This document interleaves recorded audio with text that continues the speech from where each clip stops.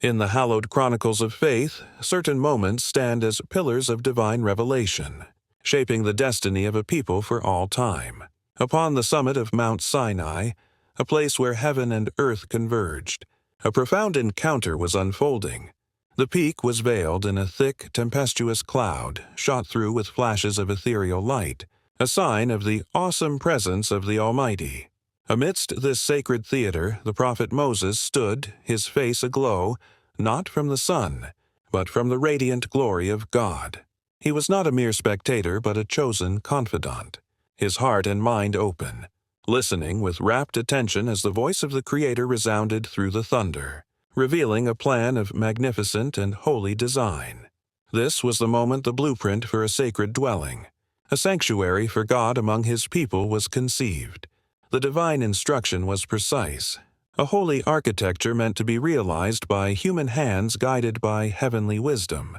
God commanded Moses to seek out individuals whose hearts were stirred and whose spirits were endowed with exceptional skill. He named the one who would lead this sacred project, Bezalel, of the tribe of Judah. We see him in his element, a man whose hands moved with a grace that seemed to flow from a source beyond himself. Whether carving intricate cherubim into acacia wood or hammering fine gold into sacred vessels, his face was a portrait of deep concentration and divine inspiration. He was not merely a craftsman, he was an instrument of God's will. Assisting him was Oholiab of the tribe of Dan, a master artisan in his own right.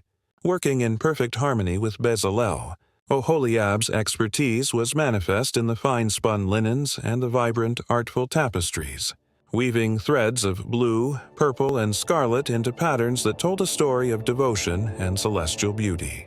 Together, they embodied the fusion of human talent and divine purpose. Yet, before a single timber could be shaped or a single thread woven, God established a foundational principle, a sacred rhythm for the life of His people.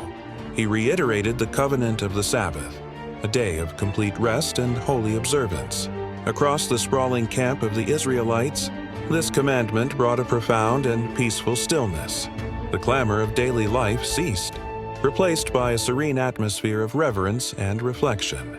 We see families gathered not for labor, but for rest and quiet prayer, their faces turned toward the holy mountain.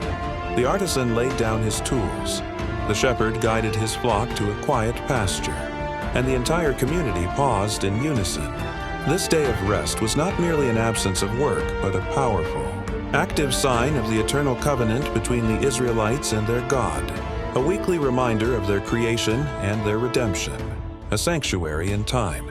With the instructions for the tabernacle and the law of the Sabbath delivered, the climax of Moses' sojourn on the mountain arrived. He stood once more before the indescribable glory of the divine presence, a humble mortal in the court of the King of the universe. It was then that God presented him with the tangible evidence of their covenant, the very words of the divine law, 2 tablets of stone, not carved by human hands, but inscribed by the very finger of God, were given to him.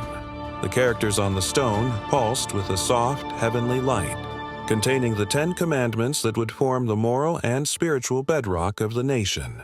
The video culminates in the powerful image of Moses beginning his descent from the cloud-enveloped peak. He carefully carries the sacred tablets, his face radiant with a reflected glory, as the people of Israel below watch in silent, breathless awe, awaiting the law that would forever define them.